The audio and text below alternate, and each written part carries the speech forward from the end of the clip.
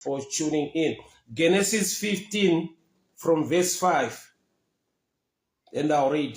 Then he brought him outside and said, look now toward heaven and count the stars if you are able to number them. And he said to him, so shall your descendants be. And he believed in the Lord, and he accounted it to him for righteousness. Father, we thank you. Father, we worship you. We magnify your name. We give you praise and we give you honor, for you are faithful, mighty and awesome. Speak to us this morning. Instruct us, correct us, and empower us for the glory of your name. In the mighty name of Jesus.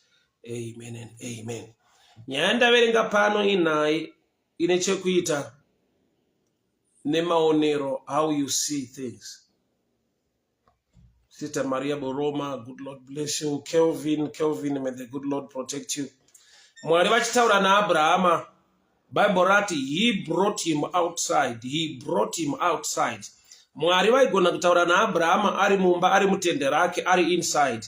But chinoita kuti shoko riti, he brought him outside and said, count the stars, look towards heaven and count. Mwari vada kumupa a new environment, kuti he create a better reasoning and understanding.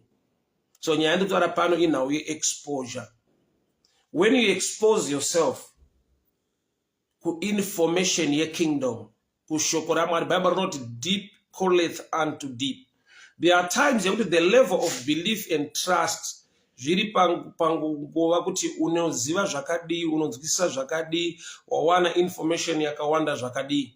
Tine zvinhu zvakawanda zvizhinji zvinogonekwa nekuitwa naMwari. Asi kutenda kwemunhu kuri limited pa knowledge, pakuziva. So kuva mukati metende kwa Abraham ipicture yemunhu ane information but isina kuwanda iri shoma, because inside the tent you don't see the stars, you just see the roof. But the Bible writes, and God brought him outside the tent. And God brought him outside the tent. Kurati Mwari vari ndoda kutaura newe uri mu environment is different. Ndoda kutaura newe uri exposed to greater things, because inside your tent, that's a picture of limitation. That's a picture yokuti you are in a small environment. You don't see much and you don't know much. So Mwari pa Bible varati, he brought him outside the tent. Kurati Mwari vakamuburitsa mu limitation, kuti agone kuva a better mind, an open mindset, yekugona kuona better and greater things, or better and greater an environment, create a different dimension of reasoning, of believing, and of trusting God.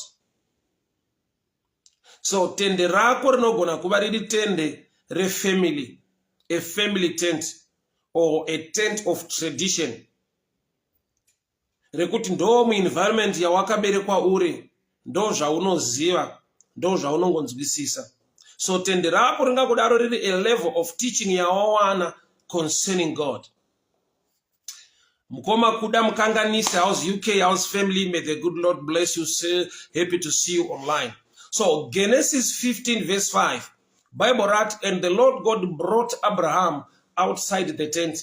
To look towards the sky, count the stars if you can. Izvo zvawaona ndo zvichaita vana vako. Izvo zvawaona, nyeredzi dzawaona ndokuwanda kuchaita vana vako.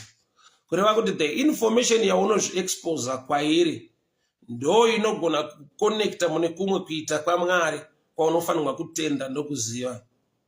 Mwari vaigona kutaura naAbraham ari mutende, as Bible writes, he brought him outside the tent. My prayer for you this morning is, may the Lord take you outside the tent of limitation. Mwari ngavaburitse mutende mu environment yakabloka your destiny and your future. Nyasha dzamwari ngadzikuburitse mu environment yawakavharirwa nema systems emunyika. There are times that your dreams are so big, but wakaiswa mu environment, mu situation yekuti no matter une a big dream, you won't achieve. Unosvika pakuti unozvinzwa kuti ndine potential yakakura to do better, maybe in business, maybe muzvidzidzo zvako, maybe whatever area. Asi unongonzwa kuti there is a limitation somewhere, somehow.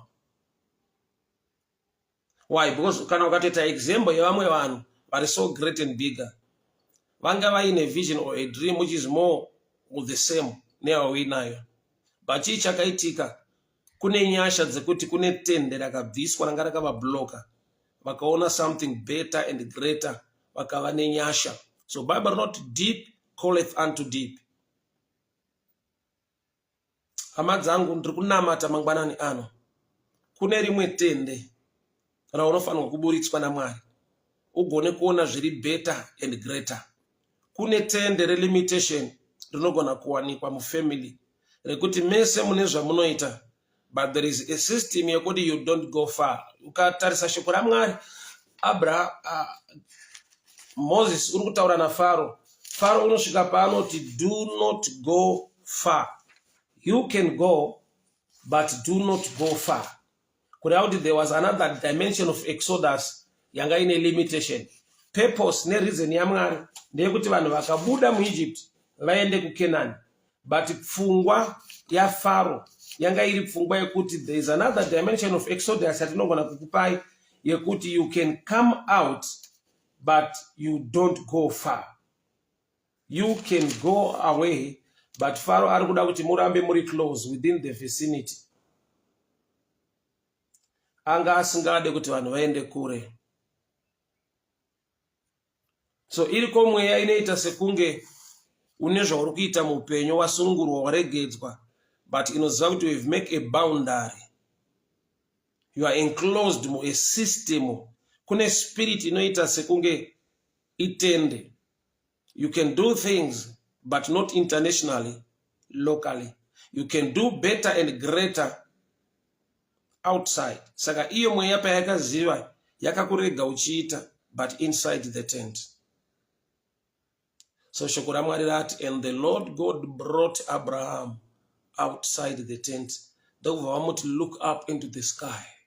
Count the stars if you can. Those change zvakaita vana vako. Which means there are better and greater things outside. Mwari zvaunoda kuexposa kwazviri, zvaunoda kuita muupenyu hwako. So vari kuda kushanda nereasoning neunderstanding nebelief yaAbraham. So vanoda kuti abelieve mune zvimwe zvinhu zvaanogona kuona ari muplatform munzvimbo yaari exposed to the sky, not to the roof. Ari mukati metende ari limited kuti anongoona the roof of the tent, but outside the tent anoona very far, anoona masters. May the blessing of the Lord take you very far. Nyasha dzaMwari ngadzikuendese kure. Nyasha dzaMwari ngadzatambanudze business rako riende kure. Nyasha dzaMwari ngadzicreate an environment isiri local kubedzi, but an environment it is so international. It reminds me of the book of Mark 14. Mukadzi akauya akazora Jesu perfume. Jesu unoti kwese kuchaparidzwa vhangeri ngariparidzwe in memory of her. Kureva kuti Jesu ari kuti nyangwe aizikanwa muno muJerusalem, but nekuda kwekuti waisa perfume yake muushumiri hwangu mandiri, ndakumupa nyasha dzekuti even though kune vanhu vasina kumuona kana kumuziva. So kuti Jesu waimaketa mukadzi uyu zvaaita kuti zvizikanwe pasi rese kuti aparidzwa vhangeri. Kuti akabreakerwa tende relimitation. Perfume yake aigona kuzvispraya iye ozikanwa environment yaanogara, but paakaspraya perfume yake pana Jesu akabreaka the tent. Today we are talking about her, nekuda kwekuti akawanirwa nyasha to break the tent. Sharon Nyoni Tambudzai Zulu, may the good Lord bless you. So mangwanani ano, my prayer is, may the tent of limitation be broken in the name of Jesus. May the tent of limitation be broken in the name of Jesus. May the tent of limitation be broken in the name of Jesus. Every traditional tent, every tent rekumusha kwa unova, tent reasoning yako is limited. May the blessing of the Lord break the tent of limitation. Father, I pray over your people this morning. I decree and I declare every tent, every blockage, every limitation be broken in the name of Jesus. Every tent of limitation be broken in the name of Jesus. Baba ndiri kutaura nyasha, ndiri kutaura favor. Vana venyu ngavarangarirwe mangwanani ano. Matende akavhara upenyu hwavo, matende akavhara mabasa ravo. Every tent yakabloka the work of his hands or the work of your hands be broken in the name of Jesus. I tear apart the tent of limitation. It also reminds me when Jesus was on the cross, Bible note, he cried out with a loud voice, and the tent or the curtain yaiva mukereke ikabvaruka ikatsemuka kubva musoro chiya kuzasi. What was the curtain for? Yanga iri curtain yaisa a demarcation, a boundary, a limitation, kuti vamwe vaivoshipa Mwari the other side, but the other side ndokwaenda mapriest vaenda munonzi hall of the holies mavari kuita encounter with the Spirit of God. But because of Jesus, he gave us a new identity. We are now a royal priesthood, peculiar people, chosen generation, which means Jesus wakabreka, wakatsemura, a curtain, rangari a demarcation, a boundary, a limitation, a border, yaita kuti vanhu vatadze kuexperience the presence of God, yet they were in the church. Nakuti mu church maiva ne demarcation yekuti the royal priesthood vapriestita ndovari kuenda ku hall of the holies, ndovari kuita encounter with the Spirit of God, but other people will be at church without encounter. But because nekuda kwa Jesu akabreka akatsemura that curtain, the same way with Genesis 15:5, the Lord brought Abraham outside the tent. Pauline Mudikani, may the good Lord bless you. Benedict Gumbo, may the good Lord bless you. Wishes Mterongara, may the good Lord favor you. Thank you so much for tuning in. So my prayer this morning, every tent of limitation, every curtain rakaku blocker, so that you won't experience better and greater things of life. May the good Lord grant you the grace. May the good Lord give you the grace. May the good Lord give you the grace. Mwaringa wakupenyasha, mwaringa wakupenyasha, mwaringa wakupenyasha, mwanirwa favor na Jehovah. Break my limitations, break my limitations. In the mighty name of Jesus. It's reminding me to pay a reminder. You can visit Facebook page rangu, then you will see Simon yataka paridza ku Middelburg. Conference ranayo ku Middelburg. Simon yakanzi breaking a new ground. Huh? Is it the right title? But visit my last sermon that I preached in Middelburg from Acts 28. From Acts 28. Mwari wati wandire nyasha. Mwari wati gonese. Mwari vati rwire nyasha dzidirurwe muupenyu. Kune matende anovhara vanhu. Kana munhu ari mutende ane zvaanoita, but haagone kuonekwa. Kureva kuti you can be in business, but pane blockage pa market yako. Nekuda kuti kune spirit isingade kuti ugone kuinteracta, ugone kuzivana nevamwe vanhu, ugone kuassociate nevamwe vanhu. May the good Lord bless you. Tende iroro ndiri kudeclare mangwanani ano. Tende rinogona kukutendera kuti mukati metende imomo gara idya fara, but uri in a limited environment. Yeti Mwari varoda kuti uone not the roof of the tent, but the sky and the heavens. So Mwari vakamuburitsa kuti ave ne better view, better reasoning, better environment. Nakuti chavaroda kutaura nekuita muupenyu wake achidi munhu ane a mindset iri blocked mu a tent system. So Jesu wauya paCalvary adanidzirwa neziguru. Bible wrote the curtain was torn apart. So life ine curtains a limitation. Curtains anobloka nekudzimaketa nekuisa a boundary, a border yokuti zvimwe zvinhu muupenyu unoita but you don't go far. Zvimwe zvinhu muupenyu unoita but there is a spirit not be limited in your tent. Ita zvaunoita but gumira mutende rako. Business rako ita but garigumire mutende. Bandauya kuzonamata newe mudikani mangwanani ano. You need the grace of the Lord. You need the favor of the Lord. Ugone cooperate with the sky mentality or with the heaven mentality than to operate with the roof of the tent mentality. The roof and the sky. Ndopane a difference. Abraham ari mukati metende. Mwari vachitaura naye. Haigona kuona zvikuru zvida kuitwa naMwari. Uye zvailimita reasoning, faith ne believing yake. So Bible wrote then the Lord brought him outside the tent. Baba ndinonamata. Baba ndinotaura nyasha. Kune matende akavharira mabasa evana venyu.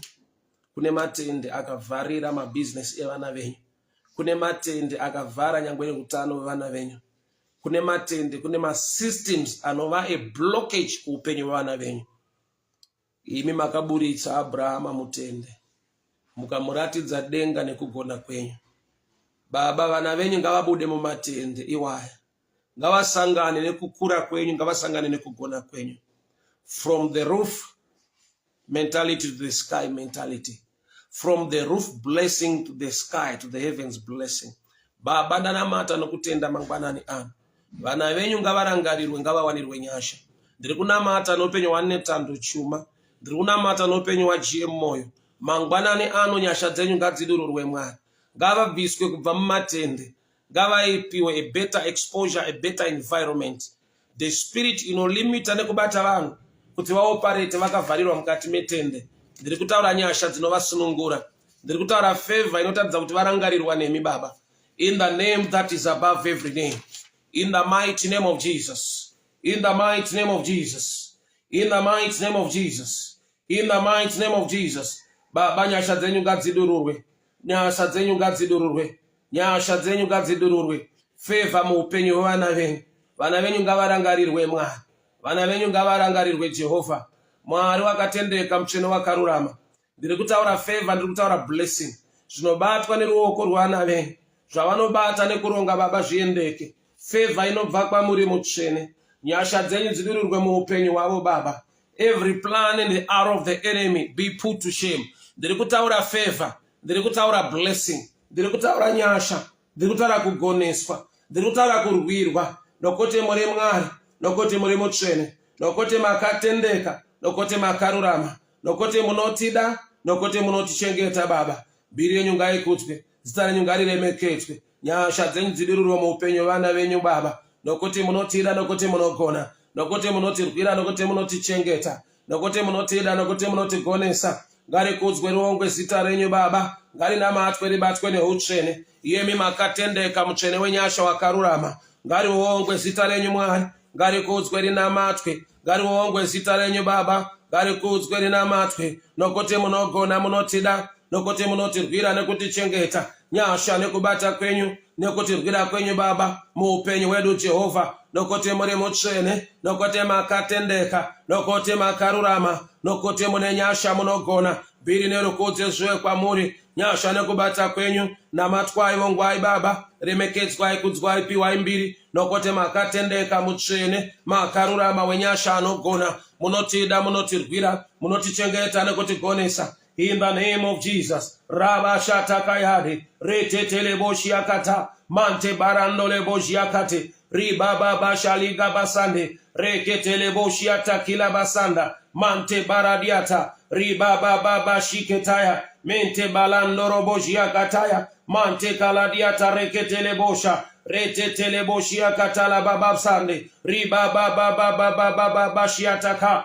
Mante karandoro boshiakata la bosanda. Ribaja de gemaliga dayaso. Retetele boshiakata la basate. Ratata la talaboshia katalabosa. reketele boshia katala boshaliga basande, mante barando robojia gadaya, mente baradia taliba shayado, reda baya siata talabo, mante tereboshia katalaba suketaya, mente baradianda, ribaja degedala da baradia kasada, mante baradia taleketele boshia kata, mente barade reketele bojaliga basata kayanda, mante terebojia talabosa, riba jade mante barano, riba baba baba basakia takaya, mante gere de boshia katalabo, rebo jade kantelabo boshia kata, menta barando robojia katalabosa, meketele boshia katala tarabo, mante karande reboshiata, muri muchene baba kutswa, muri muchene wongwa, na matwa ire meketswa, vana venyu ngavarangarirwe, nyasha dzenyu ngadzidururwe, zvavanobata zviendeke, masuo ngaazarurwe, favor mukati meupenyu Mwari, kuronga kwakaipa ngakunyadziswe. Baba ndiri kutaura favor, may the plan of the enemy be put to shame, the negative voice be silenced. I speak blessing, favor, protection upon their lives in the mighty name of Jesus, in the mighty name of Jesus, in the mighty name of Jesus. Mangbanani ano baba, bana venyunga varangarirwe, mangbanani ano muchene. We pray for your mercy, we pray for your grace, we pray for your favor in the name that is above every name, in the mighty name of Jesus, in the mighty name of Jesus. Rabashata kaya dabosa, mentele bojia takali gabasande, rada bae kantela bosha, mentete balada rabojia kata, meketele bojia kata la bosa, mantera bojia mandere kete bosa, retete la boja le gabasande, mante baradiata kolabasaya, menta baradiata, miketa kulabadela kendere bojia kata, rakata la bojia kata, la katele boshiande, rita talaboshia katalabo, mante tereboshia kasamande, rede bayandole boshia kata, makatara boshia katalabosa. Baba ndilo namata ndilo taura nyasha, favor mkati maupenyo wevana venyu, ngavarangarirwe ngavakoneswe nemi, zvavanoshuwira zvisadzikiswe, mukati maupenyo mukati mekurarama. Every tent of limitation be broken. Every tent of limitation be broken. Baba mweya wakuti zvizhinji hazvibatike. Baba mweya unorwa neku-expanda, nekubudirira, nekukura, ne-enlargement. Ndiri kunamata Baba. Sir Jabez not, Lord, may you enlarge my territory. Oh Lord, so you may enlarge my territory. Baba ndiri kutaura territorial enlargement. Territory enlargement. In the mighty name of Jesus.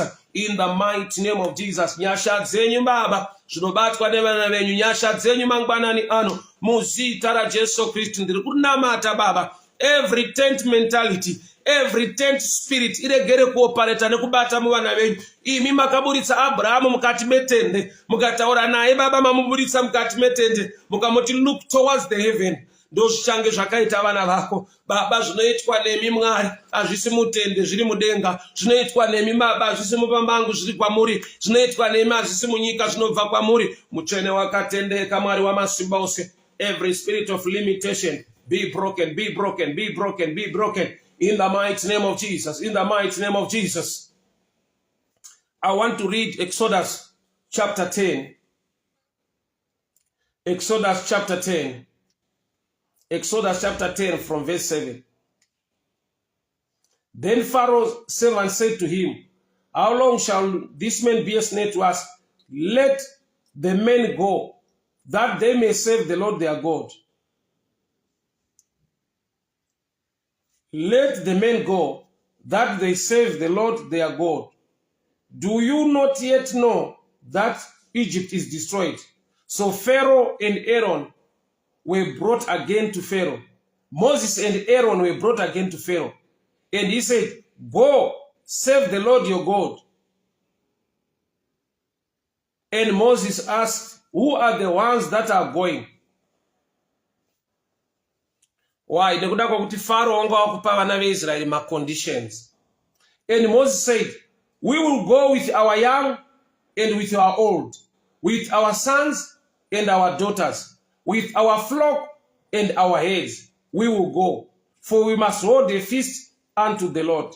Then he said to them, the Lord had been better with me, with you, and when I let you and your little ones go, beware, for evil is ahead of you. Not so. Go now, you who are men, and serve the Lord. For that is what you desired. And they were driven from the presence of Pharaoh. Ndoda tuone kuti Pharaoh wakashika pakunegotiata a wrong exodus yekuti waipa ma conditions kuti varume bedzi ngavaende vana ngavasare. But Moses unotaura a full package yekuti tinoenda isu, vana vedu, madzimai edu nezvipfuyo zvedu. Moses uri kusvika pakuti ndiri kuunderstanda pfungwa yaMwari haisi yekuti tingobuda bedzi, but we must come out with great substance. That's the original mind of God.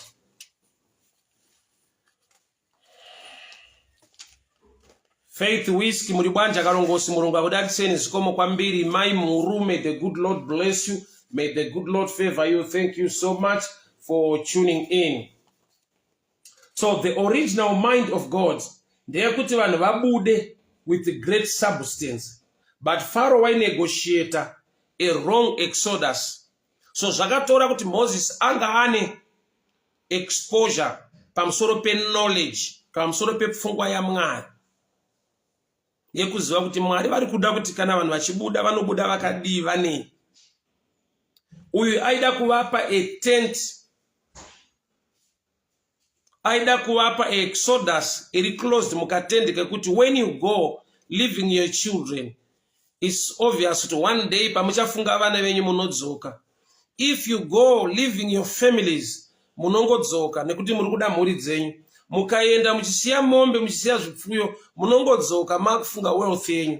So hatina wealth inosara kwa Satan, hatina mhuri dziri kusara kwa Satan, hatina vana vari kusara. Tiri kubudirira nevana vedu, tiri kusumudzirwa nevana vedu, nemhuri dzedu, murelation muwanano dzedu. Mwari akuwandirei nyasha, hama dzangu.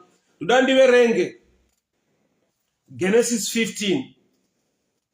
Genesis 15 from verse 13. Then he said to Abraham, know that your descendants will be strangers in the land that is not theirs, and they will serve them, and they will afflict them for 400 years. And also the nation whom they serve, I will judge afterward. They shall come out with great possessions. They shall come out with great possessions. So Exodus, yanga isingori Exodus, yekuti when they are becoming free, vari kungobuda, but yava Exodus with a condition, ilikutarwa na Mwari, kuti they will come out with great substance. So ukaenda manje kunana Exodus 9, 8, 10, 11. Uchaona kuti Moses in the presence of Pharaoh, vanosvika pavano discuss kuti taakuda kubuda, minana yaitwa Pharaoh aine fear, but airamba akaisa a condition yekuti endai siyai mombe, endai siyai madzimai, endai siyai vana venyu. So that condition Moses ndo resist. Why? Nokuti haana a tent mentality. There are times yekuti we settle for less because hatina exposure mukuita kwaMwari nemukugona kwaMwari. I pray that you are exposed to information inoita kuti uve ne better understanding, uve a broad, a wide understanding concerning the things of God. Don't settle for less. May the enemy create a tent pa mentality yako yekuti uregere kuona far better and greater, utadze kutenda nekurizena nekuva nepfungwa yekuziva kuti Mwari unoita zvikuru. That tent, I break it in the name of Jesus. Tent of limitation, I break it in the name of Jesus. Sister Faith Mubanga, may the good Lord bless you. Don't settle for less. There are better and greater things that God is prepared for you. Genesis 15 verse 5. The Lord brought him outside the tent and showed him the heavens.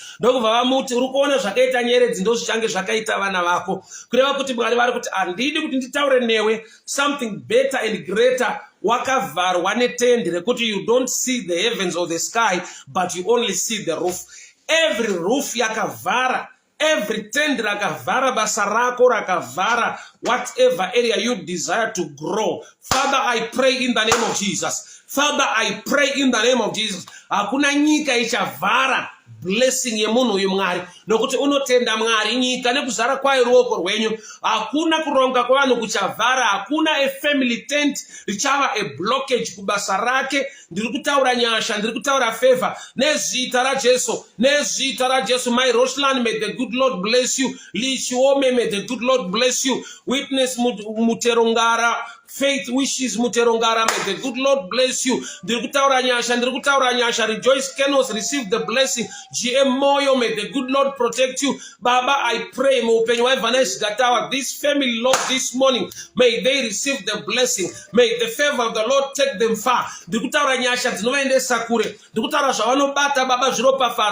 Every plan of the enemy must be put to shame. Every evil altar be broken in the name of Jesus. Baba mazita nekutara kwenye muupenyu wedu. Takupa imbiri nekukulemekedzai nokuti makanaka. Vana venyu ngavarangarirwe ngavagoneswe. Ndiri kunamata naupenyu wa Brian Hotspot Mafua. Ngawarirwe nyasha munyika yedu nzvimbo yeDurban. Ndiri kutaura nyasha muupenyu wa Nometa. Ndiri kutaura favor neblessing inobva kwamuri Baba. Nyasha nekubata kwenyu kunoshamisa. Ndiri kunamata noupenyu wa Tsitsi Chiweshe. Ndiri kunamata noupenyu wa Mai Chigwindi. Ndiri kudeclare favor nenyasha dzenyu muupenyu wa Mai Mukwena. Baba, ndiri kutaura favor muupenyu wa Makaita Musache. Catherine Chizengeni ngawarirwe nyasha. Blessing ne favor muupenyu wa Wadza Makusha. Nezita raJesu, nezita raJesu, nezita raJesu. Every tent of limitation be broken. Every tent of limitation be broken. Baba, takuda cooperate on the heaven mentality than the roof mentality. I decree and I declare. Mwari wakarangarira Abrahama, nekuti tiri vana vaAbrahama nekutenda, tabuda mumatende dzinza, tabuda mumatende emhuri, tabuda mumatende atakagadzirirwa nevanhu tikaiswa imomo. We are now operating under the heavens. We operate under an open heaven. We are going to be stars. We are going to shine. Mwari maburitsa Abrahama mutende, makamuratidza nyeredzi, mukati vana vako ndozvavashava, not just in numbers but also in shining. Baba, ndiri kutaura kuti whatever they touch and handle, may they shine. May the blessing of the Lord protect your children this morning. In the name that is above every name, I pray muupenyu wa Maishanje Gertrude Zvanyaza, may the good Lord bless you. May the good Lord protect you. Muri ngaichengetwe, favor ngaidururwe, nyasha ngadzibate pamusoro peupenyu hwenyu. Ndinotaura visa, ndinotaura kuzarwa kwemasuo. Shoko raMwari rinoti nyika nekuzara kwayo ruoko rwaJehovha. Baba vese vane ma-application ema-visa to visit or to go to other countries, ndiri kubreaka that tendere mumuri rinoti hakuna kure kwaunoenda. Ndiri kubreaka the saying yaFaro yekuti aiwa don't go far but buda yenyu. Ndiri kutaura kuti vana venyu ngavaende kuKenani, vana venyu ngavaende kwamakavagadzirira, vana venyu ngavasvike munzvimbo dzavanoshuwira. Ndiri kudeclare favor muupenyu hwaDhadhi Tafi. Ndataura nyasha nekubata kwenyu mangwanani anu, ngaarangarirwe, ngaachengetwe, ngaagoneswe nemi Baba. Every spirit of limitation be broken. Every tent mentality, I come against it in the mighty name of Jesus. Mutsvene wakatendeka, Mwari wenyasha anogona, anotida nekutirwira. Aiwa mangwanani ano Baba, vana venyu ngavarangarirwe mangwanani ano Baba. Nyasha dzenyu ngadzirirurwe muupenyu hwavo, nokuti muri Mwari wakatendeka, nokuti muri Mwari wenyasha anogona. Bhiri nerukudzo zviwe kwamuri, iyemi munotida nekutirwira, iyemi munotichengeta nekutigonesa. Mutsvene wamasimba ose, ndinonamata Baba mangwanani ano muupenyu hwaMinister wenyasha Vhengere. Use him Lord for the glory of your name. Paanomira vachiimba muushumiri hwavo Mwari, masuo ngaazarurwe, favor ngaidururwe, ngavaburitswe mutende limitation, international doors to be open. Iyemi Mwari makati kuna Abraham, come out of that tent. I want you to count and see the heavens and see the sky and see the stars. Vana vako vachava senyeredzi. Baba, ndiri kutamata kuti muuwandu hwavo they will shine. Baba, muzvizhinji zvichabatwa they will shine. In the mighty name of Jesus. Ndinonamata noupenyu hwaMB Maisera, ndiri kudeclare favor nenyasha nekubata kwenyu nokuti muri Mwari. Mangwanani ano mutsvene wakatendeka, mangwanani ano wenyasha anogona. All the glory, all the glory, all the glory belongs to you, for you are faithful, mighty and awesome. Ragadabosha, mentele boshiada, mante baradiaka, mante tebaligadayase, menta bare, menta bayaso, ribaja dege, baliga basada, yoko torobosa, ribajaya diata, retetele boshia. kate mante baradiasa rebo jade mante balando riba jadege menta balado radaba isaka hiba shataka mante balada redededebo shatia karabosa mente lebo shianda riba zadege marigadayaso kontabayaka riba jadege maligadayaso kontabaye mante telabo shariata baligadayata talakande rebo jadege maligadayasa. Faithful God, Ancient of Days, Holy One, the God of Israel. Iye wakatende kamchene wakarurama. Mangwanani ano baba wana venyu ngawarangarirwe. Mangwanani ano nyasha zenyu ngazidururwe. Mangwanani ano baba wana venyu ngawagoneske. Ndiri kunamata kuna Mwari wa Israeli. Iye mchene wakatendeka. Iye wakarurama anogona. The covenant keeping God, faithful Lord, for thy mercy, O Lord, endureth forever. Thy mercy, O Lord, endureth forever. Thy mercy, O Lord, are new each and every day. Baba munotero pafaza patino buda ne patino pinda. Mwari wenyasha mchene wakatendeka. Every tent of limitation be broken in the name of Jesus. Every tent of limitation be broken in the name of Jesus. Every tent of limitation be broken in the name of Jesus. Rabba Shataka Yada. A record breaking anointing. Baba kana kune wakaoperate mumatende. Bana venyu baba ndiku prayer for new territories. Baba kana kune wakaoperate mumatende. Bana venyu ngavaragarirwa. I break that tent by the power of the Holy Ghost. Bana baba ngava ma record breaker kumuri dzavo kunyika dzavo. Ngava ma record breaker mngari mumuri dzavanobva baba. Every spirit of limitation inobata nekurwa neupenyu vana venyu baba ndirikunamata, not your people. Kwete vana venyu ava vakatengwa neropa regwayana. Kwete vana venyu ava Mwari vanotenda mushoko renyu. Kwete muvana venyu ava Mwari ava ngavarangarirwe. Nyasha ngadzidururwe. Favor ngaionekwe baba. Ngavaburitswe mumatende. Ngavaburitswe mumatende Mwari. Ngavaburitswe mumalimitations. Ngavaburitswe baba. Ngavaburitswe nenyasha dzenyu. Ngavaone zvinoendeka. Ngavabate zvinoendeka. Ngavaoneswe nyeredzi nemi Mwari. Kwete kuwanda kwadzo asi even unto shining. Father, I pray for the grace ibate pamusoro pepenyu for them to shine in the mighty name of Jesus. Amen and amen.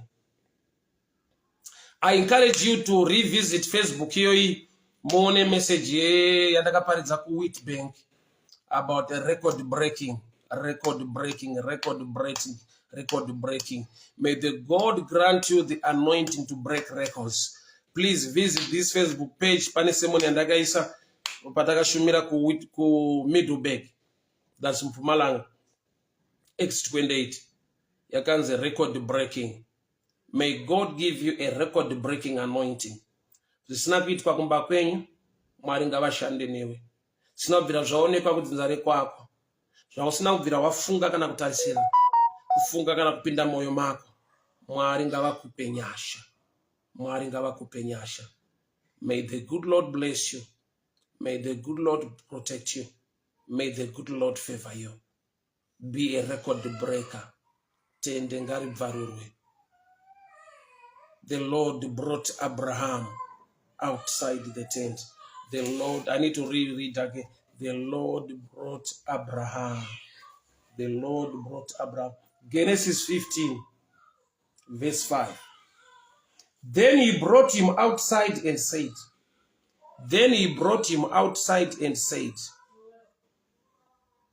look now towards heaven and count the stars if you are able to number them. And he said, so shall your descendants be. Look towards heaven. Count the stars if you can. So shall your descendants be.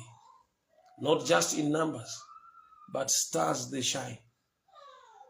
And guess what? They shine brighter at night. That's why we see stars at night. When it's dark, that's when they get an opportunity to shine. Kana kwaita rima nyeredzi ndo padzinooneka dzichipenya. Handizivi rima rakatarisana neupenyu hwako. You will shine. You will shine. You will shine.